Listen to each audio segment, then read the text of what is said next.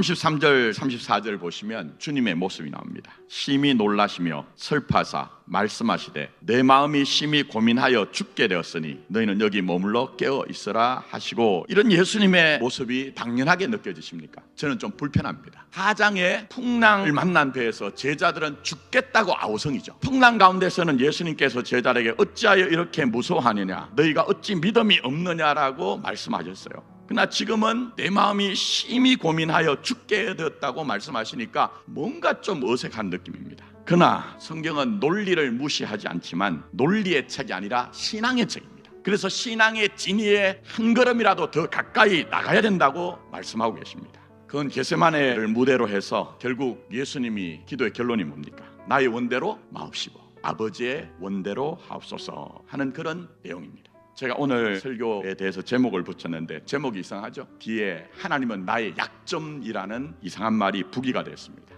이게 무슨 얘기냐? 예수님의 가장 큰 약점은 하나님이었다는 거예요.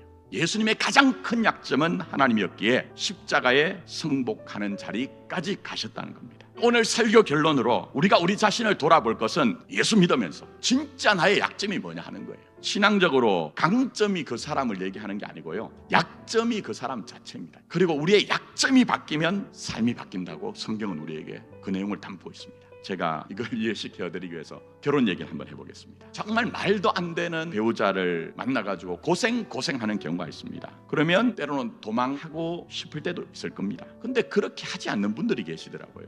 여러 가지 이유가 있겠지만 제가 만나서 얘기를 해본 분들의 대부분은 뭐 때문에 그럴까요? 자식 때문에. 또 반대 결정을 하신 분들도 그래요. 제가 이렇게 살다 보면 제 자식들이 망가질 것 같아서 제가 그렇게 결정했습니다 하는 분들도 만나봤습니다. 저는 이런 경우든 저런 경우든 참 삶이란 엄숙하다, 인생이란 정말 장엄하다, 그렇게 진하게 느끼는데, 여기서 보십시오. 자식 때문에라고 할 때 그분의 가장 큰 약점은 뭐죠? 자식입니다.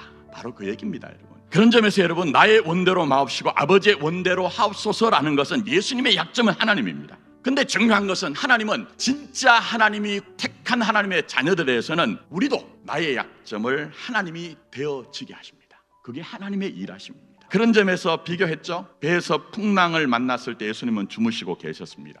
그리고 제자들이 두려워합니다. 근데 겟세마네에서는 제자들이 잠들었고 예수님은 심히 놀라시며 슬퍼하며 내 마음이 심히 고민하여 죽게 되었다, 이렇게 얘기합니다. 이 모습이 어떤 모습일까요? 괴리되어 있지 않습니다. 다르지 않습니다. 풍랑 가운데서도 예수님은 하나님이 약점이었기 때문에 하나님께 마음이 가 있습니다. 그렇기 때문에 어찌하여 이렇게 무서워하느냐, 너희가 어찌 믿음이 없느냐라고 말씀하신 거예요. 지금 겟세마네가 뭡니까? 십자가를 앞두고 있습니다. 십자가는 보통의 자리가 아닙니다. 예수님은 아버지와 떨어진 적이 없습니다. 그러나 십자가는 평소 하나님을 아빠라고 부르시던 예수님 입장에서는 아버지와 내가 하나라고 했지만 이 십자가는 철저한 분리입니다. 그래서 십자가에서 예수님은 그동안 그렇게 친밀하게 아버지 이름을 불렀지만 엘리 엘리 라마 사박다니, 하나님 하나님 어찌하여 나를 버리십니까? 라고 절규를 하신 겁니다. 그러니 하나님이 약점이었던 예수님께서는 얼마나 이 십자가가 고통스러울까요? 육신의 고통이 아니라 아버지와 떨어지는 그 분리, 이 고통이었던 거죠. 그래서 심히 놀라시며 슬퍼하사 말씀하시되 내 마음이 심히 고민하여 죽게 되었다고 하시는 이 말씀도 그 정도로 예수님께는 하나님이 약점이었다, 이걸 우리에게 지금 보여주는 겁니다.